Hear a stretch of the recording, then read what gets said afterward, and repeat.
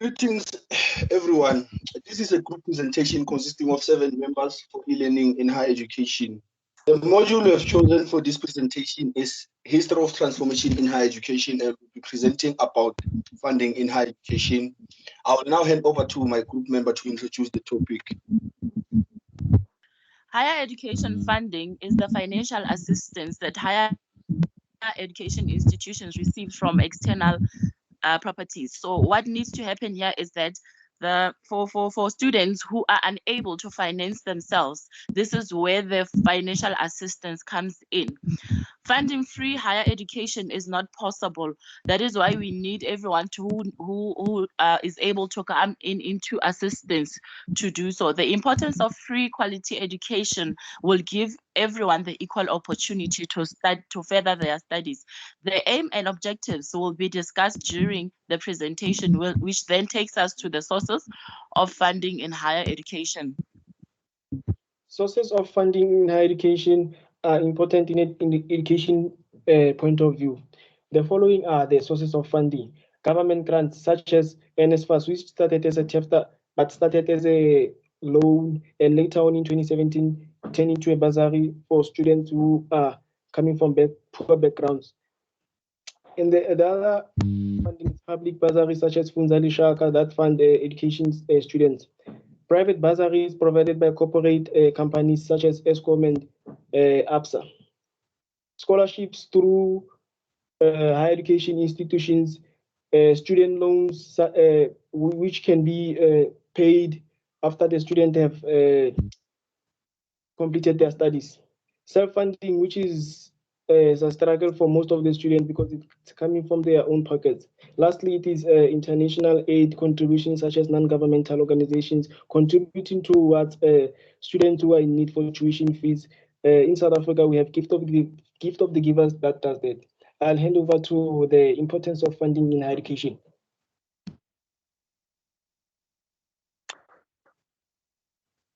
As we all know, higher education is one of the most important things.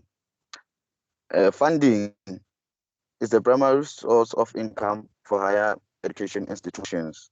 The funding also, it will better the quality of life for students in terms of giving the better accommodations, higher academic success.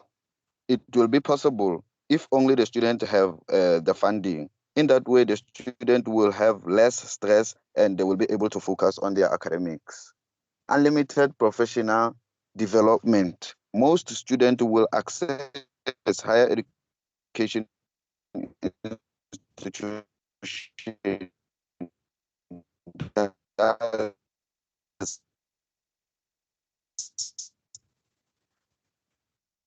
unlimited professional certifications, terms of the labs and the quality classes. That's when they will be able to improve in their academics and get more understanding of what exactly they are teaching. I will hang over challenges of funding in higher education. Macroeconomic policies such as international treaties affect our country's economy, which as a result affect higher education funding. Unemployment, people are unemployed, therefore they do not have income to fund higher education or their studies. There is no sustainable or reliable funding scheme because NSFAS is not a reliable funding scheme. A lack of financial support from community-based organization. Obviously, there is a less involvement of community-based organization in funding higher education. A lack of political will and corruption. Most politicians are selfish and they direct or they misuse the funds of the state for their own personal use.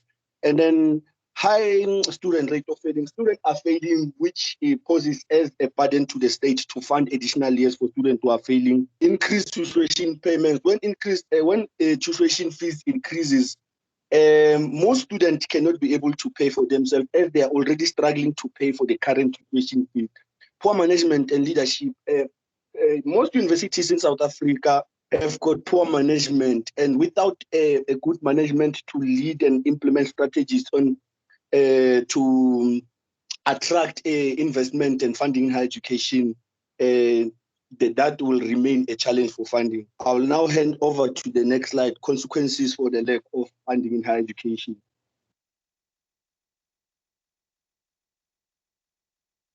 Less quality of education. Lack of funding means that there will be a decrease in the number of educators, that one educator will be doing more than one job description or lecturing more modules, which as a result will increase his or her workload and the ability to give a certain module time and to find ways to help his or her students. Secondly, restricted professional development. Lack of funding results in less training and decreased opportunities to participate in research, publications, and projects. Thirdly, educational services are scaled back, meaning that students will not be provided with necessary services for them to pass. For example, they will not be given tutors or additional assistance. Lastly, poor teaching and learning facilities. Decrease in funding will result in facilities such as computer labs, science labs, chemicals, and apparatus for practicals not being made available to the students, therefore decreasing their level of teaching and learning. Moving on to the solutions for the funding of education. Solutions to the funding means that our government and the institutions need to monitor how many students we can fund for the year, so that they don't end up making empty promises to students. Secondly, we must try not to depend on NSFAS and Funza Lushaka only. Just as my fellow presenter mentioned, that there's also gift of the givers that we can also approach.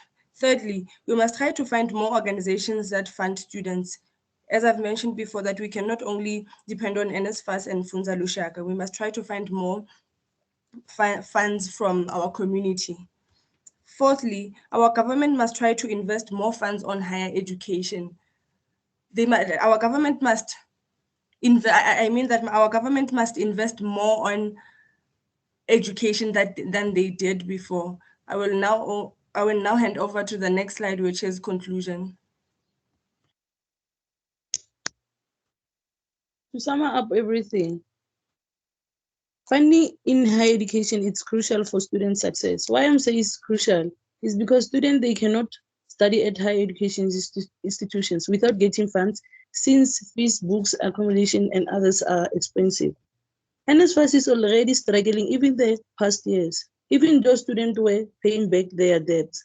And also number of students are keeping on increasing, so that affects NSFAS, because it's impossible for it to provide for all students.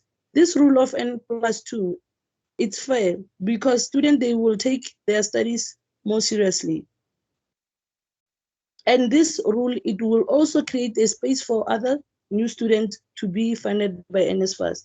If NSFAS and private sectors are working together, therefore their chance of free education will take over. And if NSFAS and private sector collaborate, which means more students will get funds and be able to study.